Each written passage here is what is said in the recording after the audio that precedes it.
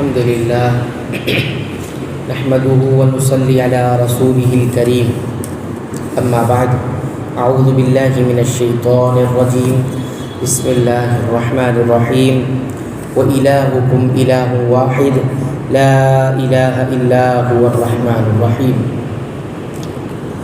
تم سب کا معبود ایک ہی معبود ہے، اس کے سوا کوئی معبود برحق نہیں، وہ بہت رحم کرنے والا اور بڑا مہربان ہے۔ اس آیت میں پھر توحید کی دعوت دی گئی ہے۔ توحید کی یہ دعوت مکہ کے مشرکین کے لیے ناقابل فہم تھی، یعنی سمجھ میں نہیں آتی تھی۔ انہوں نے کہا کیا اتنے معبودوں کی جگہ ایک ہی معبود بنا دیا؟ یہ تو بڑی عجیب بات ہے، اتنے سارے معبود ہیں، سب کی الگ الگ عبادت کی جاتی ہے، سب کو ختم کر کے ایک معبود ایک ہی کی عبادت کی جائے، یہ بات سمجھ میں نہیں آتی۔ تو یہی دعوت دوبارہ دی گئی کہ تمہارا معبود ایک ہی معبود ہے۔ اس لیے اگلی آیت میں ہم دیکھیں گے کہ اس توحید کی دلائل اللہ تعالیٰ نے بیان کی کہ اس کی دلیل کیا ہے کہ ایک ہی معبود ہے۔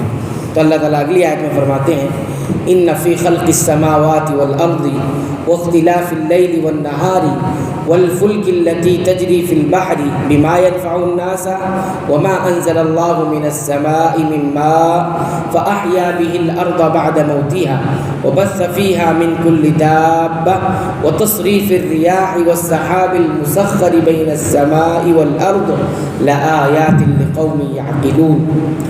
آسمانوں اور زمین کی پیدائش، رات دن کا ہیر پھیر، کشتیوں کا لوگوں کو نفع دینے والی چیزوں کو لیے ہوئے سمندروں میں چلنا، آسمان سے پانی اتار کر مردہ زمین کو زندہ کر دینا، اس میں ہر قسم کے جانوروں کو پھیلا دینا، ہواؤں کے رخ بدلنا اور بادل جو آسمان اور زمین کے درمیان مسخر ہیں، ان میں عقل مندوں کے لیے اللہ تعالیٰ کی نشانیاں ہیں۔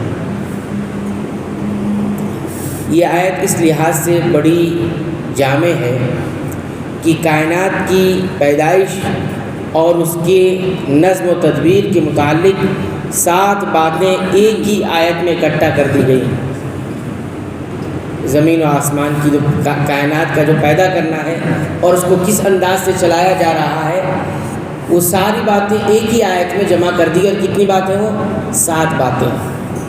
نمبر 1، آسمان اور زمین کی پیدائش، جس کی وسعت اور عظمت محتاج بیان نہیں، یعنی آسمان اور زمین کتنا بڑا ہے یہ کوئی کسی کو بتانے کی ضرورت نہیں ہے، یعنی باہر ہے انسان کی کہ کتنا بڑا ہے یہ، کتنی بڑی زمین ہے اور کتنا بڑا آسمان ہے۔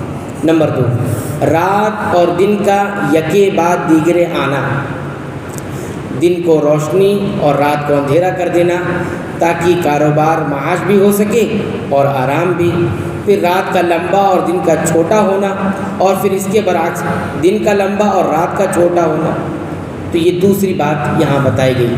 تیسری بات، سمندر میں کشتیوں اور جہازوں کا چلنا، جن کے ذریعے سے تجارتی سفر بھی ہوتے ہیں اور ٹنوں کے حساب سے سامان رزق ایک جگہ سے دوسری جگہ منتقل ہوتا ہے۔ ٹنوں کے حساب سے کتنا رزق سمندری راستوں سے ایک جگہ سے دوسری جگہ جاتا ہے، یہ بھی اللہ تعالیٰ کی قدرت ہے۔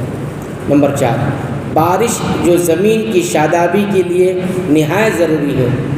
جب تک بارش نہیں ہوتی زمین کوئی چیز اگاتی نہیں، تو اس کا بھی تذکرہ یہاں پر کیا گیا۔ نمبر 5، ہر قسم کے جانوروں کی پیدائش جو نقل و حمل یعنی ادھر ادھر سے سامان لے کے جانا، کھیتی باڑی اور جنگ میں بھی کام آتے ہیں، اور انسانی خوراک کی بھی ایک بڑی مقدار ان سے پوری ہوتی ہے۔ جانوروں کی پیدائش کر کے کیا کیا؟ سامان ادھر سے ادھر جانے کے لیے، سواری کے لیے استعمال ہوا، مال برداری کے لیے ہم کہہ سکتے ہیں، اس لیے جنگ میں بھی اس کا استعمال ہوتا، فائدہ اٹھایا جاتا، اور اس کے علاوہ انہی جانوروں سے انسانوں کی خوراک بھی پوری ہوتی ہے۔ یہ نمبر 5 ہوا۔ نمبر 6، ہر قسم کی ہوائیں، ٹھنڈی بھی گرم بھی، باراور بھی اور غیر باراور بھی، کچھ ہوائیں فائدہ پہنچاتی ہیں، کچھ ہوائیں فائدہ نہیں پہنچاتی، مشرقی مغربی بھی اور شمالی جنوبی بھی، انسانی زندگی اور ان کی ضروریات کے مطابق اس کے حساب سے ہوائیں چلتی ہیں۔ یہ ہوائیں بھی اللہ کی قدرت کی نشانیوں میں سے ایک نشانی ہے۔ نمبر 7، بادل، جنہیں اللہ تعالیٰ جہاں چاہتا ہے برساتا ہے۔ یہ ساری باتیں کیا اللہ تعالیٰ کی قدرت اور اس کی وحدانیت کو نہیں بتاتی ہے کہ وہ بہت طاقتور ہے، قدرت والا ہے اور ایک ہے، اکیلا ہے، تنہا ہے؟ یہ 7 باتیں اسی ایک آیت میں جمع ہو گئی۔ اور پھر بتایا گیا پھر یہ یقین کیوں نہیں کرتے؟ کیا اس تخلیق میں، یعنی اس پیدائش میں، اس بنانے میں اور اس کو چلانے میں اس کا کوئی شریک ہے؟ یقیناً نہیں ہے، کوئی بھی شریک نہیں ہے۔ یعنی کوئی شریک ہو جائے تو اس طرح سے یہ نظام نہیں چل سکتا، تو پھر اس کو چھوڑ کر دوسروں کو معبود اور حاجت روا سمجھنا کہاں کی عقل مندی ہے۔ اللہ تعالیٰ سے دعا ہے رب العالمین تو ہمیں قرآن حکیم کی پابندی سے تلاوت کی توفیق عطا فرما، ساتھ ہی ساتھ اسے غور و فکر تدبر کے ساتھ پڑھنے کی توفیق عطا فرما، ساتھ ہی ساتھ اس کے مطابق عمل کی توفیق عطا فرما۔ اے اللہ تو ہمیں بخش دے، ہمارے والدین کو بخش دے، تمام مسلمانوں کو، مومنوں کو، اہل توحید کو بخش دے، آمین۔